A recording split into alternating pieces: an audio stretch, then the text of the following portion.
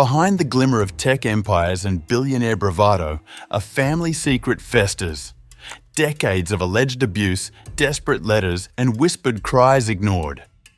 Elon Musk fights predators across continents. But could the most haunting monsters be in his own home?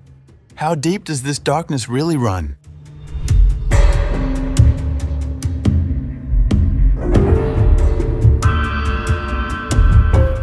A shocking investigation by the New York Times has revealed disturbing allegations that strike at the heart of one of the world's most prominent families. Errol Musk, the 79-year-old father of tech billionaire Elon Musk, stands accused of sexually abusing 5 of his children and stepchildren over 3 decades, spanning from 1993 to as recently as 2023. The allegations paint a deeply troubling picture of a family torn apart by accusations that have haunted them for generations. According to the Times investigation, the earliest incident occurred in 1993 when Errol Musk's 4-year-old stepdaughter told relatives he had touched her at the family house in South Africa's Pretoria. A decade later, that same girl, then 14, said she caught him sniffing her dirty underwear in their Malibu home. The accusations don't stop there. Family members have also accused Errol Musk of abusing 2 of his biological daughters and a stepson.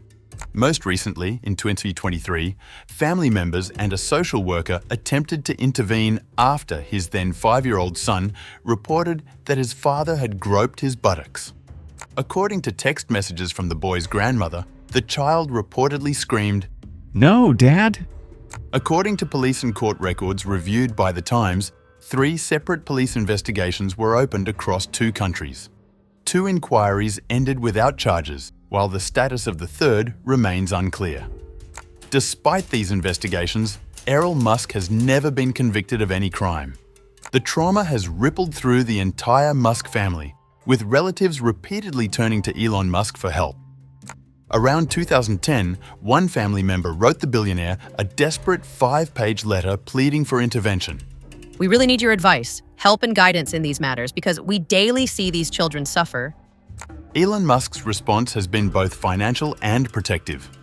He has provided ongoing support for his former stepmother and half-sisters, sending monthly payments that now total 30,000 Rand, approximately $1,700, to support his former stepsister. The billionaire once tried to keep his stepfamily and half-siblings in California, far from his father's reach, even exploring legal guardianship to protect them. Errol Musk vehemently denied all allegations, telling the Times, "The reports are false and nonsense in the extreme." He claims the accusations were concocted by family members putting the children up to say false things in an attempt to extract money from Elon Musk. Contradicting his denials, however, Errol Musk offered explanations for circumstances around multiple allegations in the same email where he claimed awareness of only one accusation. The family dysfunction runs deep. Elmi Smith, whose sister was Errol Musk's 3rd wife, spoke publicly for the first time about the allegations, stating that "Errol Musk has left a massive wound in our family." She revealed that she has emailed Elon Musk about the allegations and sometimes heard back from an assistant. Elon Musk's own relationship with his father has been publicly strained for years. In 2017, he told Rolling Stone magazine that "Almost every crime you can possibly think of, he has done. Almost every evil thing you could possibly think of, he has done." In Walter Isaacson's 2023 authorized biography, Elon Musk stated he does not communicate with his father at all.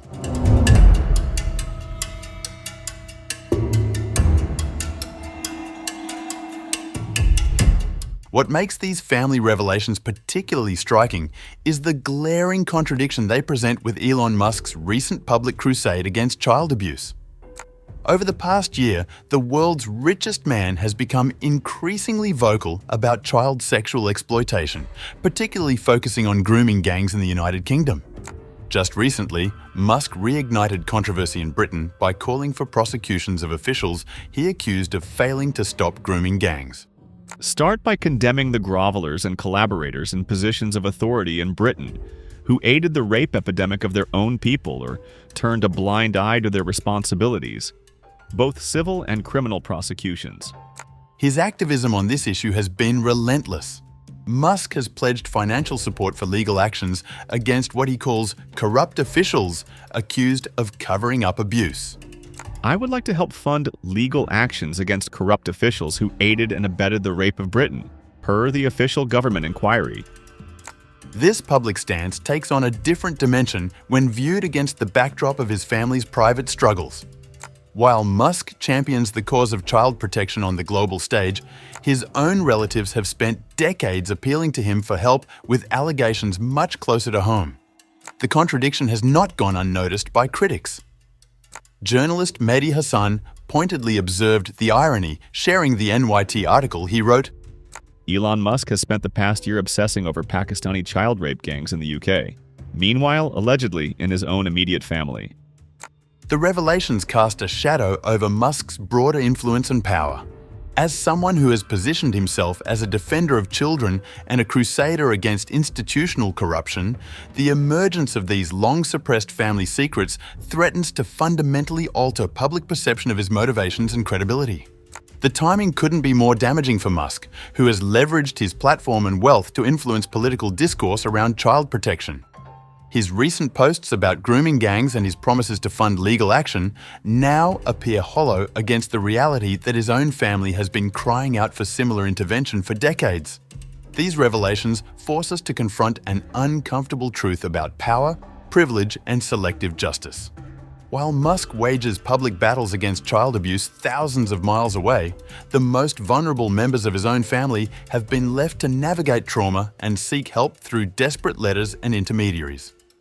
The contradiction is not just personal, it's emblematic of how those with enormous influence can champion causes publicly while failing to address similar issues within their own sphere of responsibility.